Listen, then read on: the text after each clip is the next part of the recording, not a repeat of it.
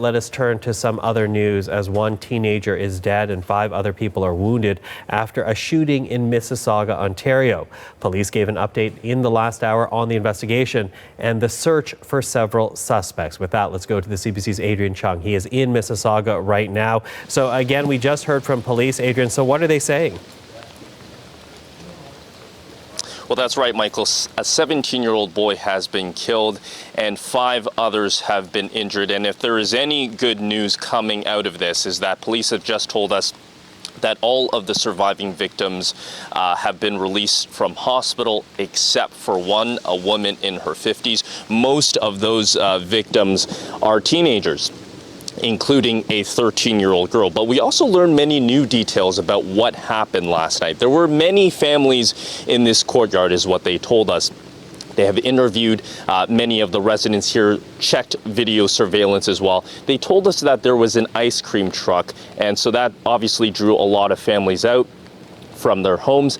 At the same time, there was another group that was filming a rap video, and police say this is the group that was the intended target from the shooters. And about just after 6:30, 7 suspects who had their identities disguised ran into this courtyard and started firing their semi-automatic weapons indiscriminately, is what police told us. Now, none of those intended people in that video apparently were shot, but all of the people were.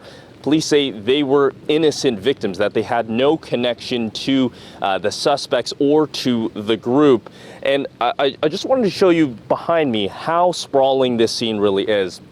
That there were families trying to get away as quickly as possible. They've left behind their bikes, that there are lawn chairs, tables that have been upturned. And then further down, you can see some police walking towards evidence markers. There are over 100 rounds that have been shot. When we spoke to the police chief, he spoke just about how brazen this shooting was. Take a listen.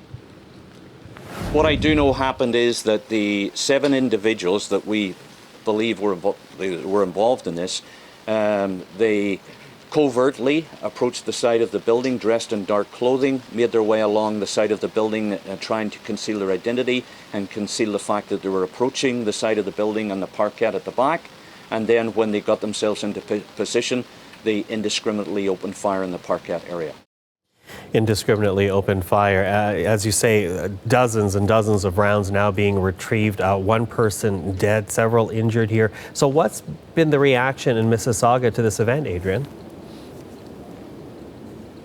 Well, Michael, there has been a lot of strong condemnation from the police chief. He says while there have been shootings, semi-automatic gunfire is simply very rare, certainly in this neighborhood, as he said. But we also heard from Mississauga Mayor Bonnie Crombie, and she called on the province for more additional help when it comes to a crackdown of gun violence. The Toronto police received $4.5 million from all 3 levels of government back in August to heighten their police presence and to crack down on gun violence. And of course, as we've seen, gun violence really has no borders. And so Mississauga is calling for the province to step up its funding, and that they hope that they can reopen a police station that was closed here recently because of funding cuts, and hoping that they can increase their presence, not just here, but across Mississauga as well. Michael. Adrian, thank you for the latest. That is Adrian Chung in Mississauga, Ontario.